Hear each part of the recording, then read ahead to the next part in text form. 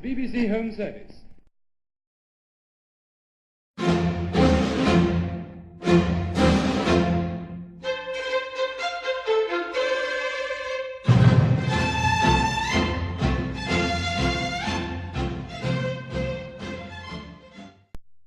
I was fortunate to secure a place at Dunstable Grammar School, which had a good reputation as a traditional school and was operated much along the lines of a public school, based on strict discipline, hard work and compulsory games, and punishment to fit the crime.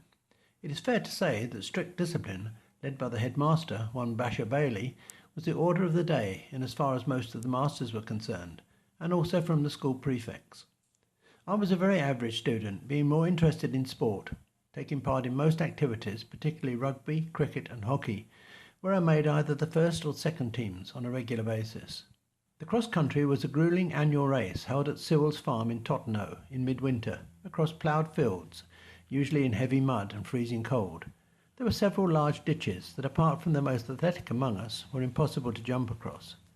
Boys were stationed on the opposite bank with long poles, tasked with helping to pull you out. You can imagine, however, what they actually did. Pushed you back in. You finished the race very cold and covered in mud, and the only washing facilities were the big tin bath full of cold water.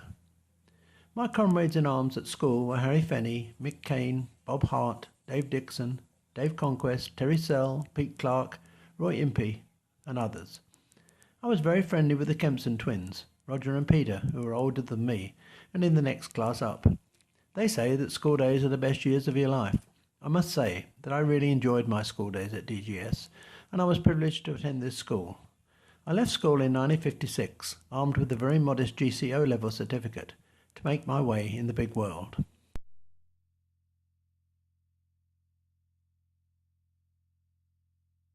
I had no idea what I wanted to do, and I took the first job I was offered, that of a trainee laboratory assistant at Laporte Chemicals, Kingsway, Luton, at the princely sum of 15 shillings a week. The company was a leader in the production of peroxides, titanium dioxide and particularly perborates that were used in virtually all brands of washing powders. Ironically, it was back to school as the training required technical qualification, and so over the next 7 years I studied part-time at the recently built Luton College. I initially worked in a laboratory run by Mr. Len Bolchin, and here I was fortunate to get a great grounding in practical chemical analysis that was to stand me in good stead in future years. In 1958, the family moved from the house in Cardigan Street, Luton, to a much more modern house in nearby Dunstable. This now meant that with cycling home for lunch, I was clocking up to 20 miles a day, rain, snow and the occasional shine. This prompted my first transport purchase, a BSA Bantam motorcycle. I think it cost me £60. Some time later, I was transferred to the research laboratory run by Cliff Wally, a stern disciplinarian. I worked directly under his assistant Stan Andrus and became quite expert in the operation of the then state-of-the-art cathode ray polarograph.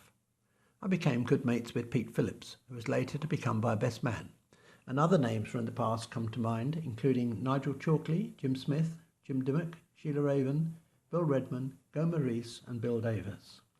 Laporte was a good firm to work for, having a real family environment, and there was a lot of social events.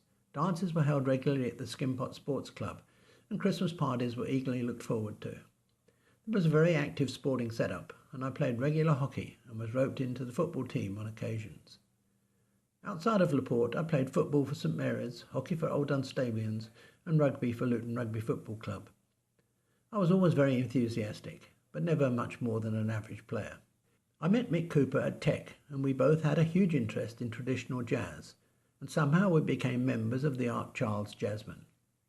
Mike was a talented cornet player, but I was assigned to play a DIY T-chest bass.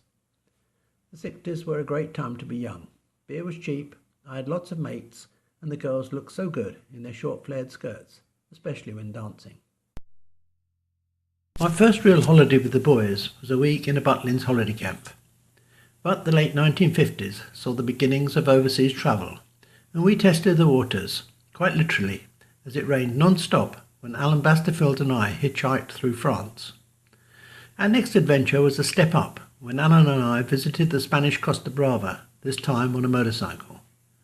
The bug had now well and truly bitten, and the following year a group of us, including Johnny Clark, Rod Bowditch and Pete Phillips, went by train to Barcelona, sleeping in a couche overnight.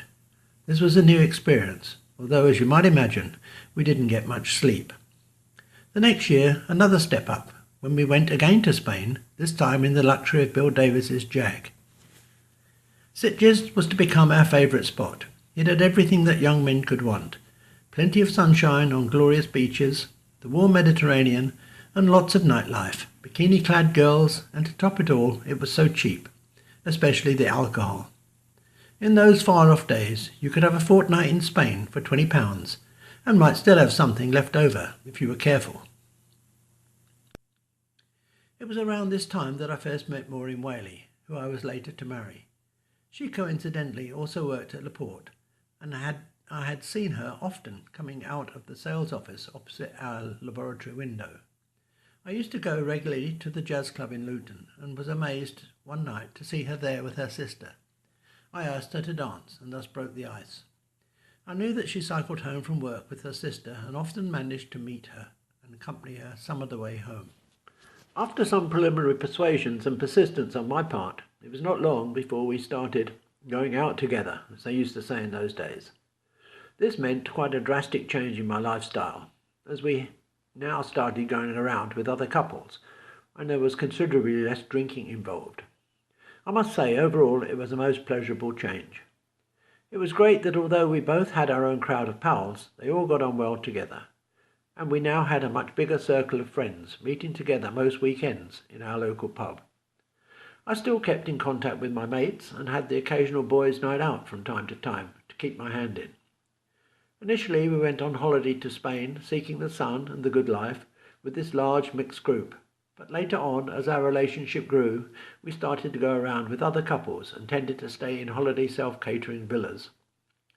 We were very good friends during this period with Bill Davis and Joyce Savage, and Drew Moran and Alan Davis, and used to go to dances and social gatherings. Drew and I were only engaged for about a year before I somehow managed to convince her that we could make a good life together. And so, on a freezing cold day in February 1964, we were married at the Catholic Church in Dunstable.